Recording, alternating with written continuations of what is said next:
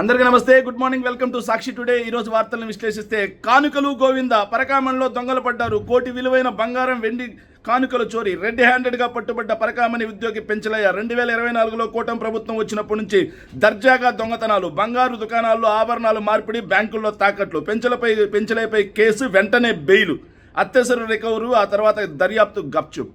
నిజంగా చంద్రబాబు నాయుడు అనే ఒక వ్యక్తి ఎంతటి ఫక్తు నాస్తికుడు అనడానికి ఉదాహరణ చాలా చూసాం. చరిత్ర చాలా చెప్పింది మనకి. 1000 కాల మండపాన్ని కూలగొట్టాడు, గొల్ల మండపాన్ని కూలగొడతా అని చూశాడు, అఖండ మండపాన్ని కూలగొడతా అని చెప్పాడు.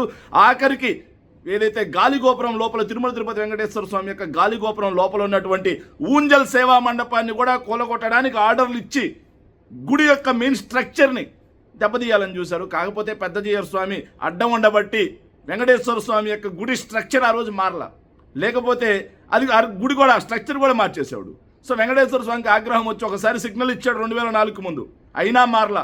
ఎస్పీపీసీ ఛానల్ వద్దంటాడు, తిరుమల 7 కొండల్ని 2 కొండలు చేస్తా అంటాడు, తిరుమలలో అన్ని మత ప్రచారం చేసుకోవచ్చు అంటాడు. చివరికి మొన్నటికి మొన్న తిరుమల తిరుపతి వెంకటేశ్వర స్వామిని అడ్డు పెట్టుకొని రాజకీయం చేయడం కోసం ఆయనకి ఆయన భక్తులకి అత్యంత పరమ ప్రీతిపాత్రమైనటువంటి వెంకటేశ్వర స్వామి యొక్క లడ్డూ ప్రసాదంలో కల్తీ కూడా ఏళ్ల ప్రభుత్వంలోనే జరిగింది. సో ఈయన భక్తు నాస్తికుడు కాక ఆస్తికుడు ఎలా అవుతాడు? మళ్ళీ వెంకటేశ్వర స్వామిని రాజకీయాలకు వాడుకోవడం కోసం ఆయన నా కులదైవం అని చెప్పేసి పచ్చి అబద్ధాలు మాట్లాడుతూ ఉంటాడు.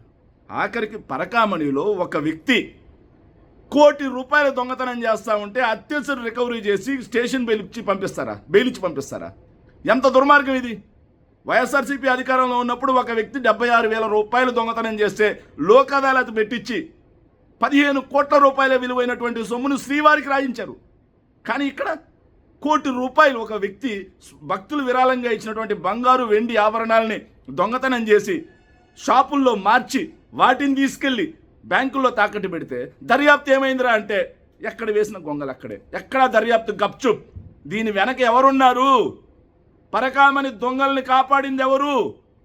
రికవరీ లేకుండా ఆపుతుంది ఎవరు? ఎవరికి వెళ్ళింది ఆ సొమ్ము?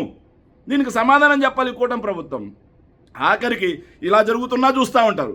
వెంకటేశ్వర స్వామి టీటీడీ ఆలయానికి భూముల్ని ఫ్రీగా ఇవ్వాల్సింది పోయి అమరావతిలో 12.5 కోటి వెంకటేశ్వర స్వామి సొత్తును కూడా లాగేసుకుంటారు. సో ఈయన వెంకటేశ్వర స్వామి భక్తుడా? ఈయనకి వెంకటేశ్వర స్వామి కులదైవమా?